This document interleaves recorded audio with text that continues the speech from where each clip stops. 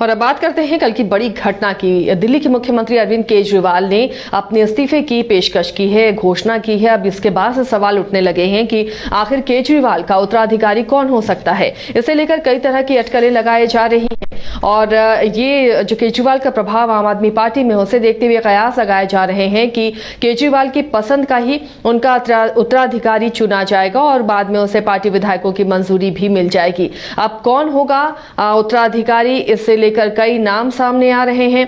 अब जितना ही चौंकाने वाला उनका इस्तीफा था, उतना ही चौंकाने वाला वो नाम भी हो सकता है। हालांकि आम आदमी पार्टी के लिए भी उतना आसान नहीं होगा किसी को फिलहाल अभी मुख्यमंत्री नियुक्त करना, क्योंकि कई बड़ी चुनौतियां उसके सामने आ जाएंगी। विधानसभा चुनाव से ठीक पहले एक ऐसा अंतरिम सीएम उन्हें ढूंढना होगा जो पार्टी सदस्यों का सम्मान करे और वफादार हो, पार्टी के लिए मतदाताओं को भी आकर्षित करने वाला व्यक्तित्व हो। ये भी ध्यान रखना होगा क्योंकि उसके बाद विधानसभा चुनाव में जाना है दिल्ली को, आम आदमी पार्टी को। तो तमाम तरीके की चीजों को ध्यान में रखकर ही एक ऐसे कैंडिडेट का चयन करना होगा मुख्यमंत्री के रूप में जो केजरीवाल की बराबरी कर सके या केजरीवाल के कद का हो।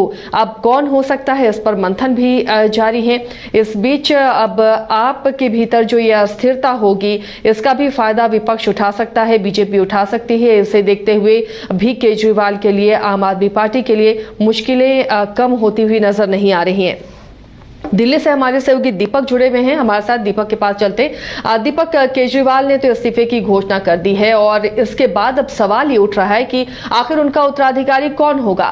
क्या उनकी पत्नी सीएम की कुर्सी पर बैठेंगी, क्या वो आतिशी होंगी, क्या वो संजय सिंह होंगे या फिर मनीष सिसोदिया होंगे। कई नाम है जिस पर लगातार बहस हो रही है। क्या कुछ दिल्ली से और खबर निकल कर आ रही है? देखिए, बिल्कुल अरविंद केजरीवाल ने जिस तरीके से अपने इस्तीफे की पेशकश जो है कल अपने नए पार्टी कार्यालय में किया, उसके बाद उन्होंने जनता को संबोधित किया। आपको मैं सबसे पहले बता दूं कि अरविंद केजरीवाल के बाद जो है उनके पद पर आखिरकार कौन बैठेगा, इसको लेकर अभी जो पिक्चर है वो क्लियर नहीं हो पाई है। हालांकि मनीष सिसोदिया को लेकर जो है अरविंद केजरीवाल ने पहले ही ये कह दिया है कि मनीष सिसोदिया जो है इस कुर्सी पे नहीं बैठने वाले, और उन्होंने ये भी कहा कि अरविंद केजरीवाल और मनीष सिसोदिया दोनों जो है पार्टी के लिए प्रचार करेंगे।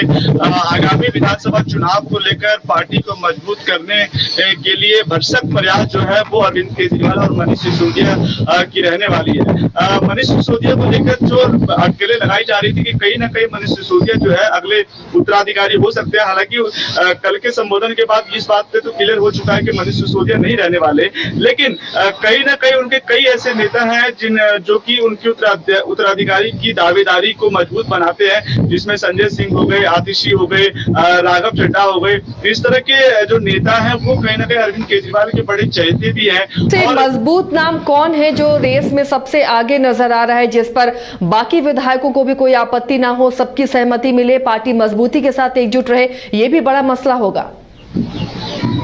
देखिए, आपको बता दूं कि विधायक दलों की बैठक जो है वो परसों होने वाली है और इस विधायक दल के अंदर यही चर्चा होगी कि आखिरकार कुर्सी पे किसको बिठाया जाए। लेकिन जैसे आपने नाम की बात करी तो कहीं ना कहीं हमने देखा कि अरविंद केजरीवाल की जो पत्नी है श्वेता केजरीवाल, वो किस तरीके से पिछले चुनावों में आम आदमी पार्टी के लिए प्रचार करती नजर आई है। तो कहीं ना कहीं ये पहला नाम हो सकता है कि कहीं ना कहीं श्वेता केजरीवाल को सीएम पद की कुर्सी पर बिठाया जाए। दूसरी अगर बात की जाए तो दूसरी ओर पे हमने देखा कि अभी मंत्रिमंडल में मंत्रालयों को संभालती भी आतिशी में नजर आ रही हैं। संजय सिंह भी एक बड़े नेता आम आदमी पार्टी के लिए कहे जा रहे हैं। तो कहीं न ये दो तीन जो नाम है, जिसमें लेकिन सबसे ऊपर जो है सुनीता केजरीवाल को लेकर ये अटकलें लगाई जा रही हैं कि अरविंद केजरीवाल के बाद इनका नाम हो सकता है। क्योंकि देखिए, सुप्रीम कोर्ट ने जिस तरीके से टिप्पणी की, जिस तरीके से आदेश अरविंद केजरीवाल के लिए दिए गए हैं, तो इससे तो ये साफ हो गया था कहीं ना कि अरविंद केजरीवाल जो है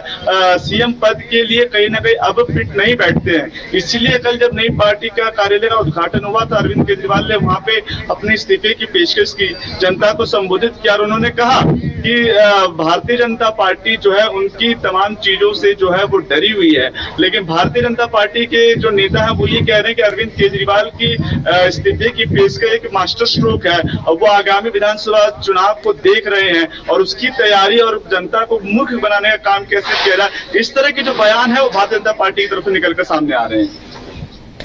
चलिए, तो जल्द ही इसका फैसला हो जाएगा कि कौन रेस में सबसे आगे है और किसने बाजी मारी है। बहुत बहुत शुक्रिया दीपक इस तमाम जानकारी के लिए। तो फिलहाल कई नाम सामने आ रहे हैं, जिसमें सुनीता केजरीवाल का भी नाम सामने आ रहा है, आतिशी, संजय सिंह, ये 3 नाम है जो रेस में ऊपर चल रहे हैं। एक और राघव चड्ढा का भी नाम सामने आ रहा है कि वो भी सीएम उन्हें भी बनाया जा सकता है, क्योंकि वो भी अभी फिलहाल बेदाग छवि वाले नेता हैं। तो अब फिलहाल विधायक दल की बैठक में इस पर मंथन किया जाएगा। अब केजरीवाल के सामने भी चुनौती थी कि जिन शर्तों के साथ उन्हें जमानत मिली है, वो मुख्यमंत्री रहते हुए कोई काम नहीं कर सकते थे, हस्ताक्षर नहीं कर सकते थे, कार्यालय नहीं जा सकते थे। ऐसे में जरूरी है कि विधानसभा चुनाव से पहले कई महत्वपूर्ण योजनाओं को लॉन्च किया जाए, कई घोषणाएं होंगी, कई काम होंगे जिन्हें निपटाना होगा। तो केजरीवाल ने अपने इस्तीफे की पेशकश की है। अब वो नया मुख्यमंत्री कौन होगा दिल्ली में, और उसके बाद आपकी राजनीति और दिल्ली की राजनीति किस तरह की होगी, ये देखना भी काफी दिलचस्प होगा।